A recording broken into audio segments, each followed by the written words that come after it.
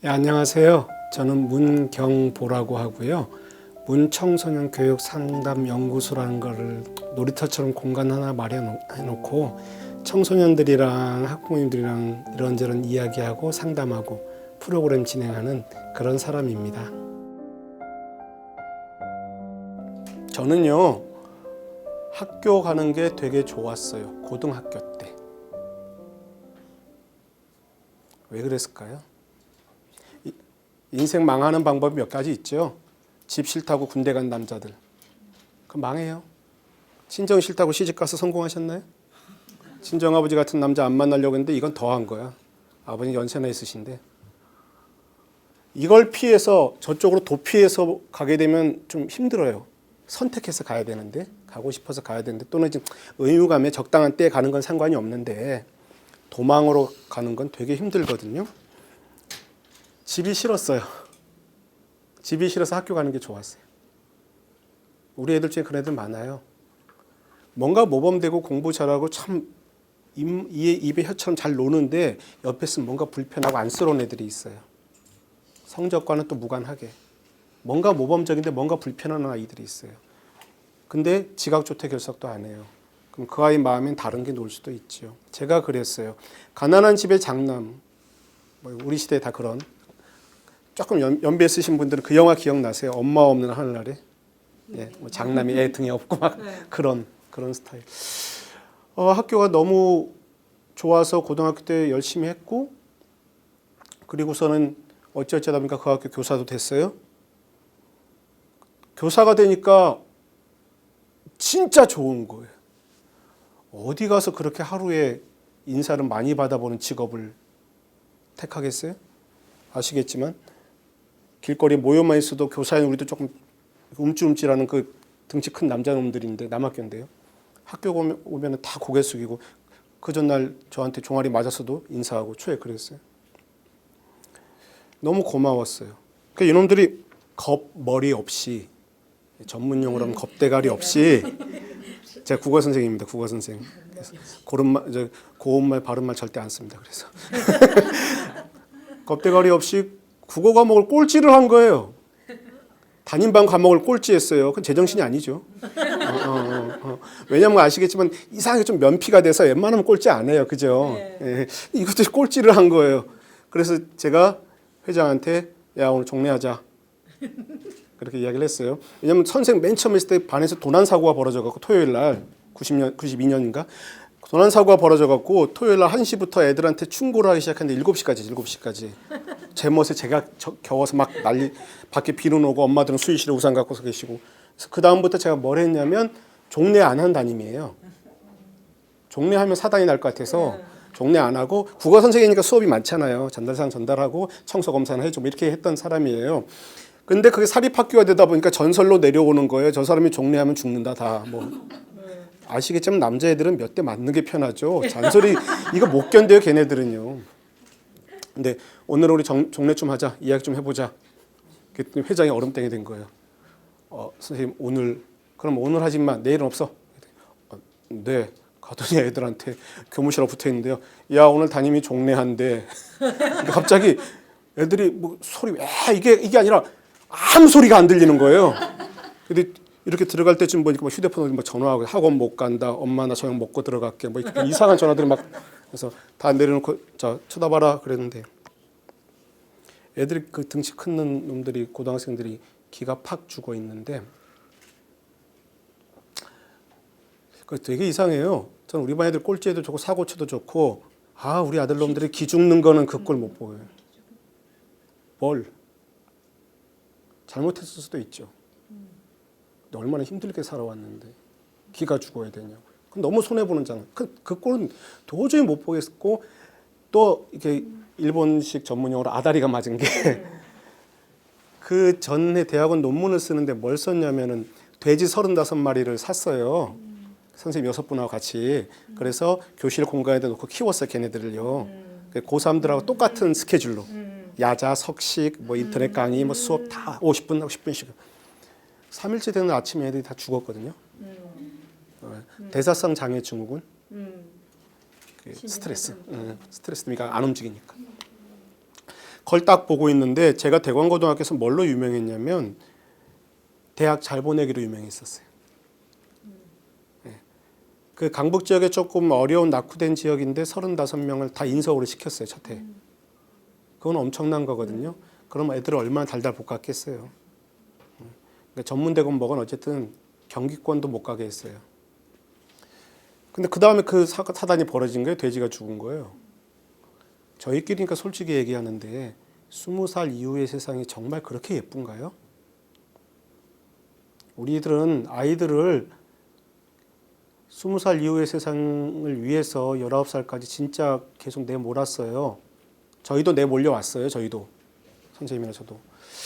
근데 엘도라도 황금의 도시가 아니더라고요. 막연해요. 막연해.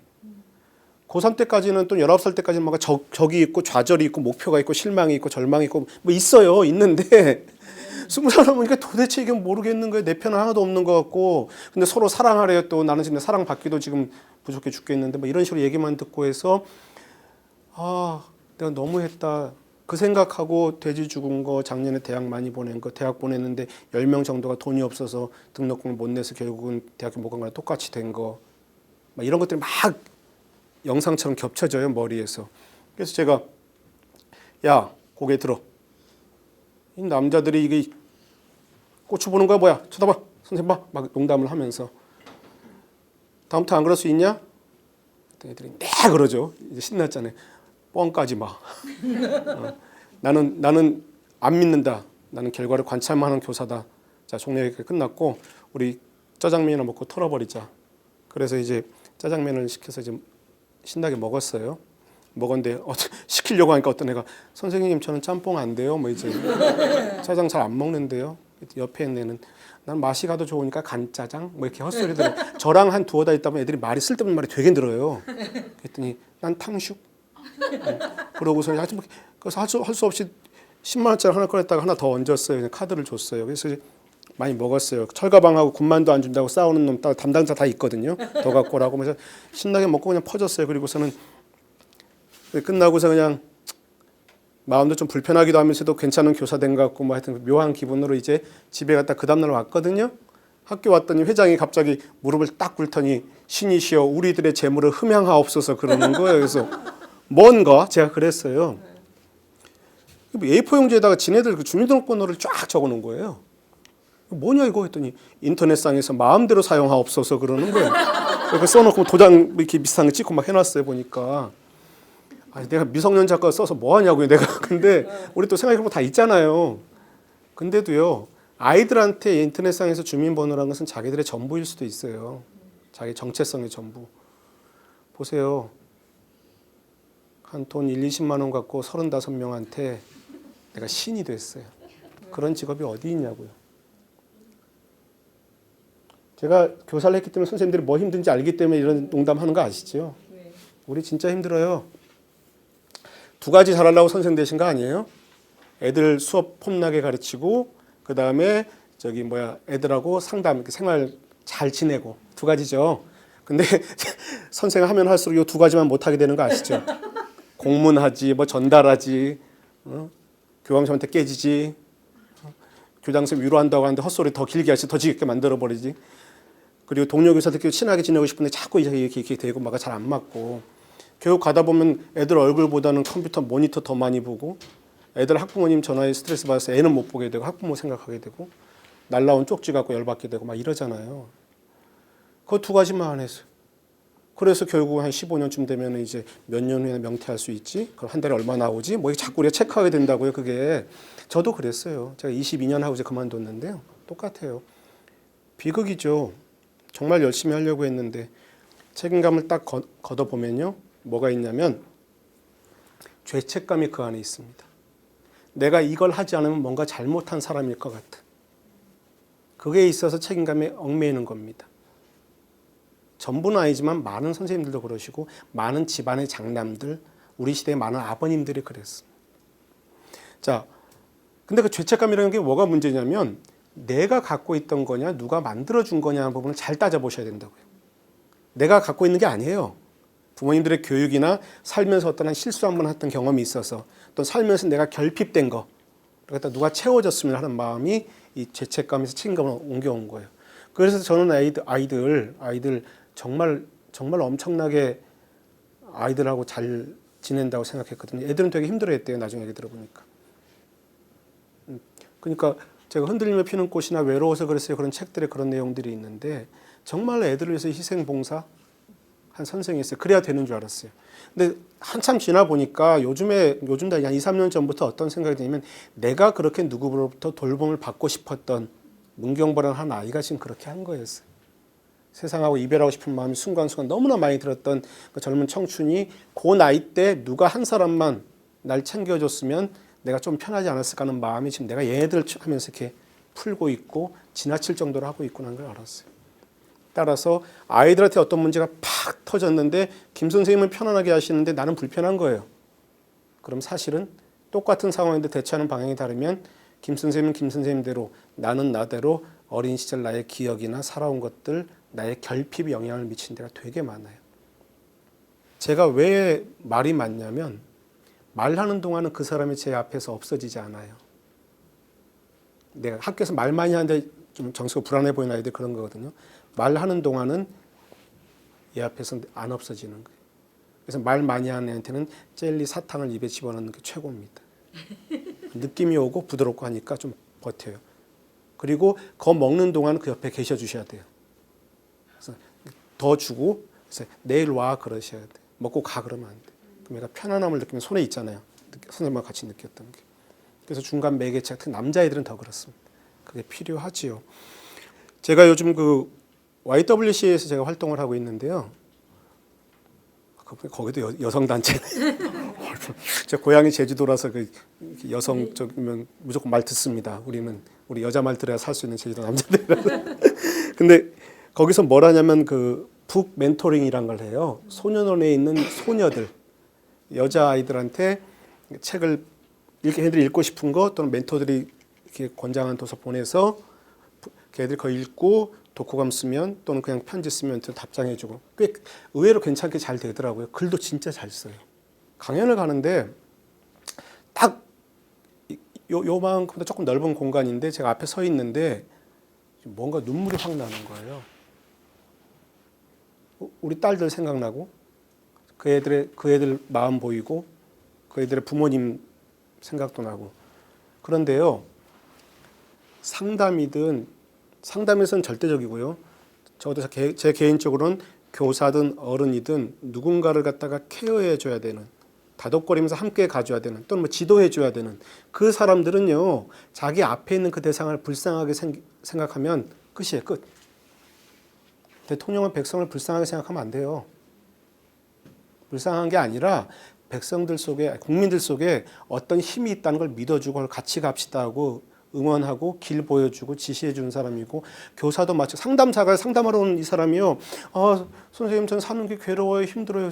어머 어떻게 불쌍해 어떡하니 그런 소리 상담 끝이에요. 상담하면 안 돼요. 그건 아니에요. 그건 동정심이라고 얘기하는 거예요. 힘든 거 알지만 그래도 이 사람 속에 힘이 있는 걸 믿고 이 사람 괜찮은 사람이다. 있는 그대로 괜찮은 사람이다 하고 알고서 같이 가는 게 공감이거든요. 근데 어떻게 살아야지 뭐 당신 잘못한 거 없잖아 뭐 이런 거. 이게 이런 거예요. 제가 지금 말씀을 드리면 힘드시잖아요. 사는 거 진짜 힘들어요. 아닌가요? 저만 그런가? 죽는 것보다 살아내는 게 힘든 거예요. 그거 아세요? 근데 우리 살아있잖아요. 그러니까 대단한 거고요. 더 중요한 건 힘들다고 해서 내가 뭐 잘못한 게 아니라고요. 그건 그냥 힘든 거라고요.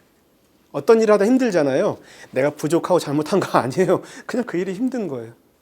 그러니까 하다가 포기할 수도 있는 거예요. 과감하게. 아니면 되든 안 되든 나는 일단 할 때까지 해보겠다라든지 아니면 내일 아닌데 하고 돌아설 수 있는 거예요.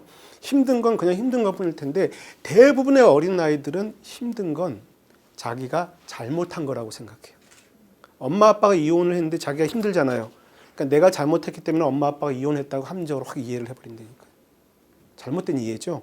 어머니 아버지 사연 있어 이혼한 거죠. 애 때문에 이혼한 거 아니죠. 자 그런데 거기 가니까 애들이 너무 불쌍한 거예요. 불쌍해서 일종의 집단 상담이거든요. 제가 하는 프로그램이.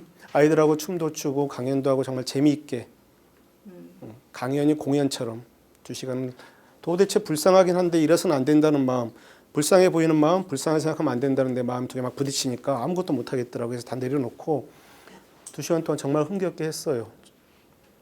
그리고서 딱 정리하고 나오는데 어떤 애 하나가 고개를 딱 숙이더니 선생님 오늘 강의 너무 좋았어요. 감사합니다. 그러는 거예요. 그래서 뭐 조잘조잘 막 뭐라고 얘기를 해요. 고등학교 1학년인데 뭐라고 막 얘기를 해요. 근데 맨 끝에 뭐라고 얘기를 하냐면 선생님 저는 여기가 너무 좋아요. 집에 가기 싫어요. 그걸 얘는 어떻게 해서 얘기한 거냐면 여기 프로그램이 좋다는 걸 나한테 얘기하고 싶어서 의도상 얘기를 한 거예요. 근데 뒷말에 걸리는 거예요. 집에 가기 싫어요. 아무리 좋아도 소년원이잖아요. 이 군대는 시설이 좋고 모든 것이 완벽합니다. 말뚝 박지 왜? 그건 아니잖아요. 그건 군대로 볼 때 좋은 거지. 이쪽이 더 좋죠. 근데 그 말에 진심이 느껴지는 거예요. 집에 가기 싫어요, 이 말이. 제가 얼음땡이 돼서 너무 불쌍하니까 속으로는 불쌍하면 안 되는데. 근데 겉으로는 말은 못 하겠어요. 한참 얘가 바라바라바라 막 얘기하다가 이제 자기 힘든 이야기도 막 해요. 근데 저거 보고 뭐라고 하냐면 한 5분인가 혼자 얘기했나?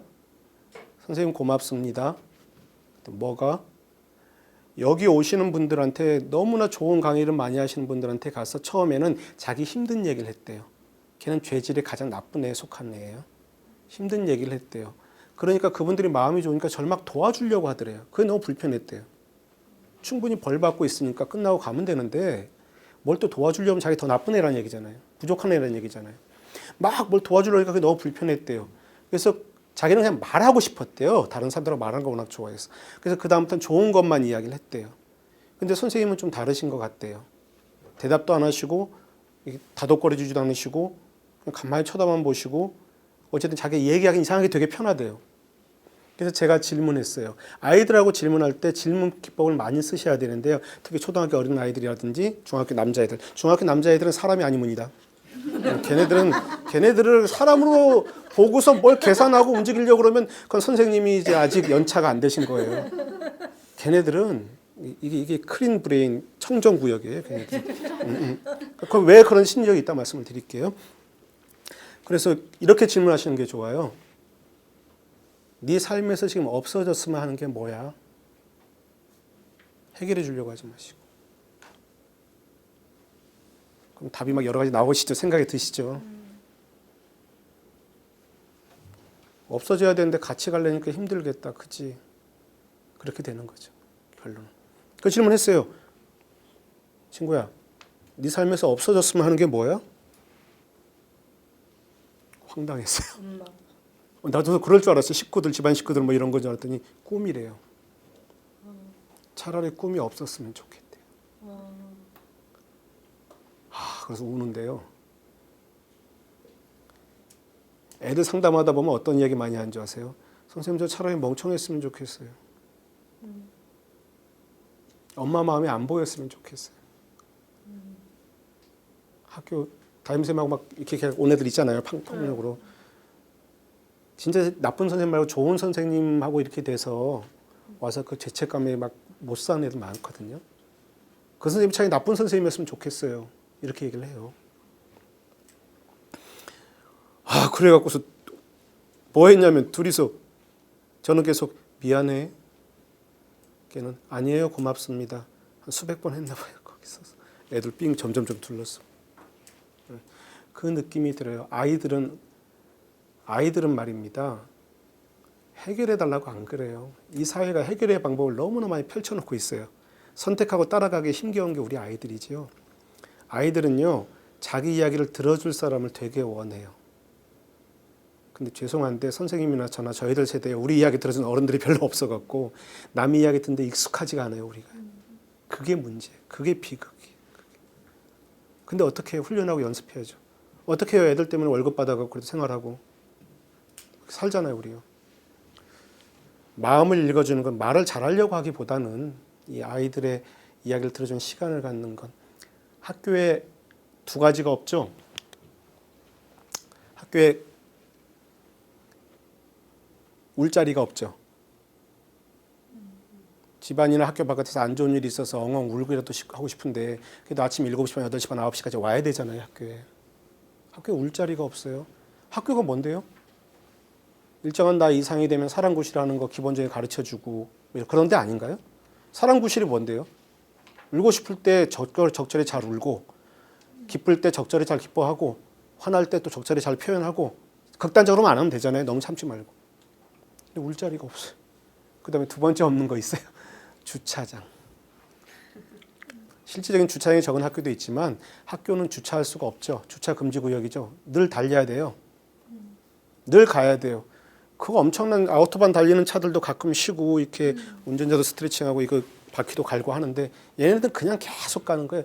그러다 보니 맨 끝에 가니까 60만 명 중에 6만 대 차밖에 무슨 말인지 아시잖아요. 1%? 10%? 포린 지점에 도착을 못 하잖아요. 그리고서 공부 열심히 시킨 대로 죽으라고 잘했는데 서울대라고 손가락질 받아요. 괜히 질투받고 친구도 잘 안 만나게 되는.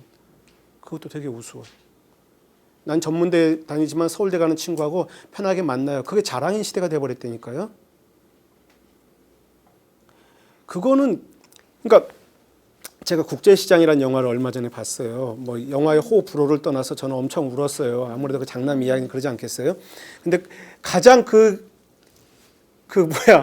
영화에서 당신이 뽑는 명대사는 뭐 이런 걸 뽑으라면 전 그거 뽑아요.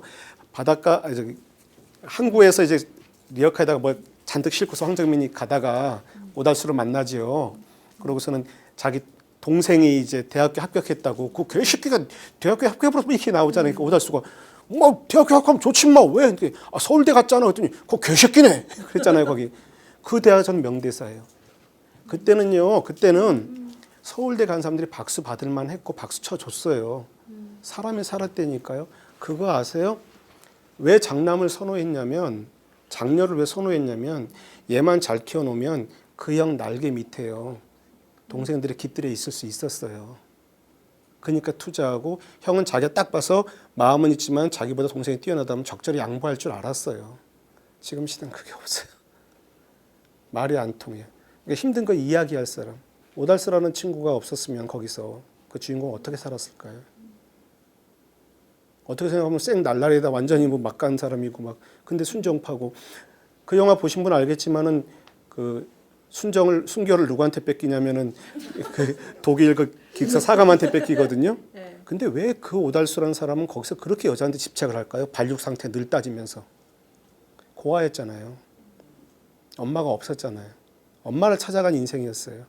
그러니까 자기처럼 불행한 인생을 살아왔던 베트남의 여자를 아내로 맞을 수 있는 거죠. 이 땅에서 못 맞아요. 그런 친구. 그런 것들이 있어요. 상처 입은 자만이 상처를 서로 핥아줄 수 있거든요. 따라서 내가 만났던 그 모든 힘든 일들은 다른 사람한테 서로 따뜻함을 줄 수 있는 자산일 수도 있습니다. 결론만 말씀드리면 저희 어머님이 작년 11월 3일 날 돌아가셨어요. 근데 이제 제가 원래 시운인데 작년에 49이었겠죠. 저희 어머니가 67이에요. 어머님 연세도 일찍 하셨지만 저하고 나이 차이 계산이 되게 헷갈리죠. 지금 18에 절 나셨는데요.